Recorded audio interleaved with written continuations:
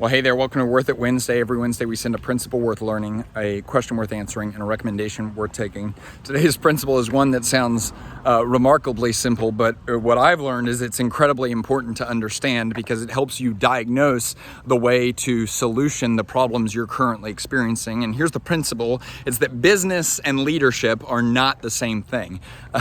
Duh, right? But think about this for a second, because I think a lot of people actually don't reckon with the reality of this principle. So what is business? Well, it's the ability to operate an organization that creates and delivers value in a way that's profitable, right? The way to operate an organization in a way that creates and delivers value that's profitable. And so that's what a business is, more or less, right? And businesses exist to generate value for a profit. Okay, what is leadership? Well, John Maxwell says leadership is influence, right? There's so many different definitions of leadership. I always think the most fundamental idea of leadership is taking people from here to there. Now, here's why this is so important for you to understand. So often people think they have a business problem, so they read business books, listen to business podcasts, study business, and in reality, they have a leadership problem.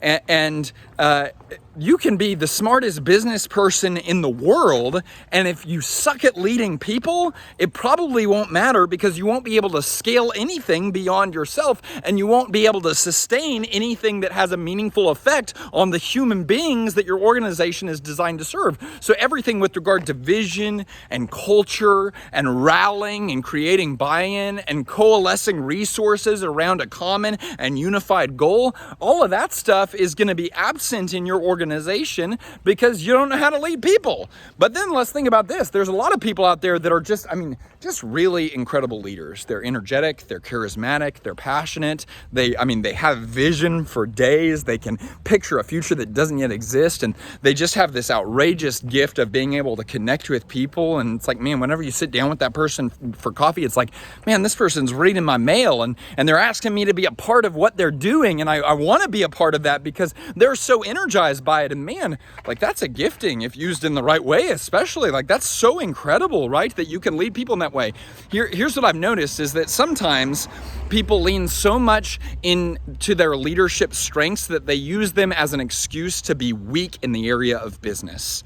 And they create an organization that has so much energy, so much passion. And you may even have customers that are just raving fans and team members that are raving fans, but it's a disorganized mess that is on the verge of not being profitable. And what that means is that you are a leader who needs to hone their business competency. And so this is something that I learned from Tony Robbins that was really helpful. Whenever you recognize what your strengths and your weaknesses are, so maybe you're a business person that lacks leadership, or maybe you're a leadership person that lacks business acumen, what do you need to do? Well, you either need to go find someone that can make up for what you lack, right? So you need to go find a business mind, or you need to go find a really killer leader, or here's the other option, and this is what so many people don't talk about. You need to tap into the part of yourself that has the answer. And this is so absolutely crucial to understand is it's not that you can't grow in the arena of business. It's going to be uncomfortable growth, but by the way, all growth is uncomfortable growth if it's actually growth. And so what would it look like for you as a leader, not just to learn about leadership, but to learn about business and say, I'm going to treat this as a student and I'm going to get better in areas that I'm weak. And I'm going to start managing and organizing and creating consistency in areas that I don't have those things.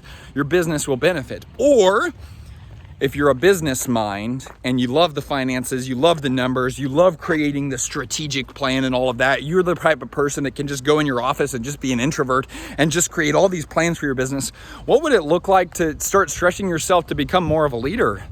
To leave the office, to connect with people, to have meaningful conversations, to be a little bit vulnerable, to cast vision, to start like maybe becoming a little bit more inspirational.